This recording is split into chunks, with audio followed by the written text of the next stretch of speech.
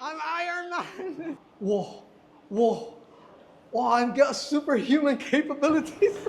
You're the first to get into the consumer segment of the market for exoskeletons, right? But I understand these days there are quite a number of brands already out in the market for exoskeletons. Yeah. But tell us how Hypershell actually, stands out in the market. Like in terms of your software, what's the difference that you have that you? Cool. Yeah. So when most people think of exoskeleton technology, maybe they'll think of Iron Man, or a lot of people have this correct understanding, like exoskeletons can be used for medical purposes, for industrial purposes, like in warehouses. And so Hypershell was the first to take this technology and repurpose it for recreation, for the consumer segment, for the outdoors. And as first movers in this category, as consumer exoskeletons, we have a huge advantage because we've been at it the longest. What makes us stand out against our competitors, we have put a lot of focus on the design of the product itself. So the materials that we choose, the aesthetics of it, how it actually looks when you wear it. I like to think that we look the best, like the least clunky, the least unnatural. In terms of software, in terms of motion control software, we have the most advanced algorithm.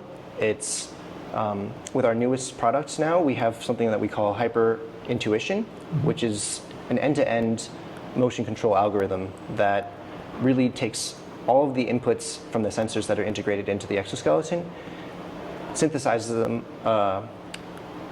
brings them together, and then gives you the optimal torque output at any instant. So the end result for the user is something that feels extremely natural, extremely seamless, and it feels good to wear. It kind of fades into the background even. Now let's go to this product that you have at hand right now. Tell us a little bit about what you have. Yeah, so I'm holding here in its traveling case the new Hypershell X series, specifically the Hypershell X Ultra S. Yeah, and this is our newest product. It's launching soon. I'll unzip it here so you can see. It folds up into its travel case, and I'll take it out in a second. But I'll let you hold it first so you can feel the total weight.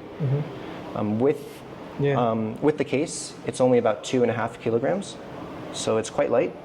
It's lighter than I imagined. Yeah, and now I'll take it out of the case so you can see. Okay.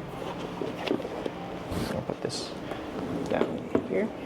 So, yeah, and then you can hold it and feel the total weight. Yeah.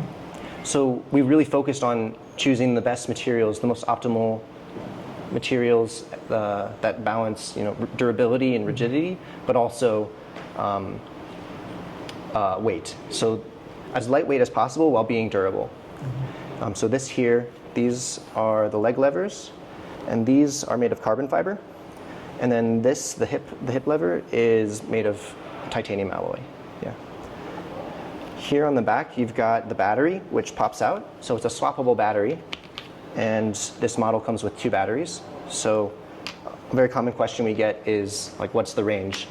And it depends on the power setting that you use. If you use about medium power, you can get up to 7-8 hours of battery life, or around 30 kilometers, which is more than I can walk in a day. And then with 2 batteries, you're up to 60 kilometers. Yeah. What else?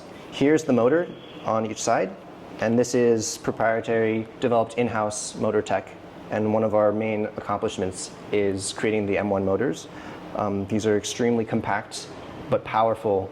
They have a very, very high ratio of torque to mass, so it's a very powerful unit in a very small footprint.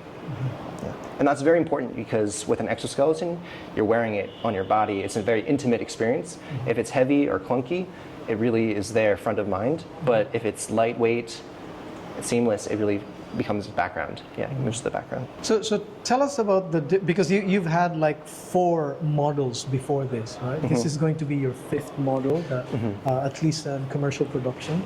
So what's new with this one? I guess it's not so much about the hardware, right? I think it's more about the software. Yeah. So what does this do that the previous versions were not capable of doing? Yeah, so to clarify, we had, you could conceive of this as maybe generation 2, second generation of our exoskeletons. The first generation had 4 models of varying power and battery life and software features. So this is the next generation, Ultra S.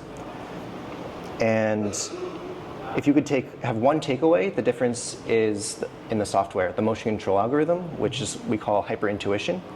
So it's an end-to-end motion control algorithm. So it takes inputs from the sensors that are integrated into the exoskeleton. So we have accelerometer, barometer to tell up and down if you're changing elevation or going upstairs, downstairs. Accelerometer, gyroscope, so kind of like what's in your phone. And then all these inputs together let the exoskeleton know kind of your movement and position in 3D space and how you're moving. And these are all sent to HyperIntuition, the motion control algorithm, which then gives the output and tells the motors exactly how much torque to give at exactly what instant. So the end result is something that's extremely seamless, that feels really nice when you're walking. So you can walk on very varied terrain, different types of steps, ups and downs, side to sides, and it really adapts perfectly. Can we say already that this has got AI in it? Not yet, right? You can say it's AI. So it's not like AI like a ChatGPT language model. It's more of a very specific, targeted AI that's been trained specifically for motion and movement with this as its body, as its apparatus, with the different sensors and the outputs it can give. Is it a kind of AI that continues to learn as you use it, or is it something that's already pre-programmed? Yeah, there's a lot of pre-training that we've done, and that's what takes a lot of time for us is to generate that data, because it's not, we have to use it in the real world to generate that data. There is some learning, but it's very short term in that instant that you're stepping. It's very short. There's not yet memory that will learn long term about how you're moving, but that is potentially in the future for us, yeah. Because later on in theory, we could add, memory into this that would learn each individual user their motion patterns and give you even more customized.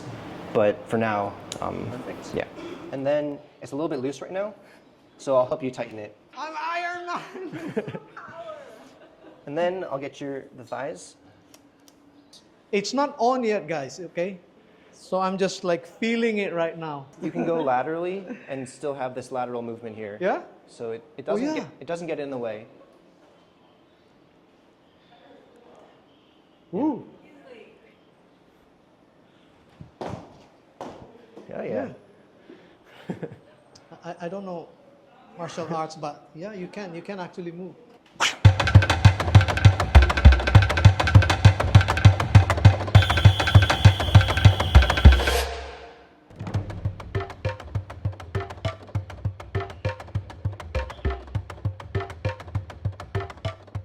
Wow.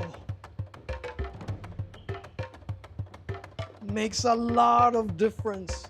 Ooh.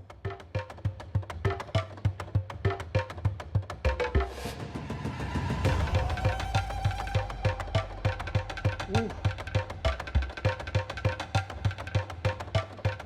Should I plan my Mount Everest climb? Ooh.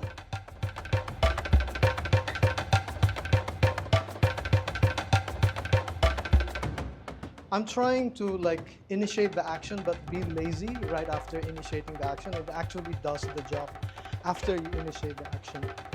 Whoa. Cool. Like this one is the exoskeleton that's doing it.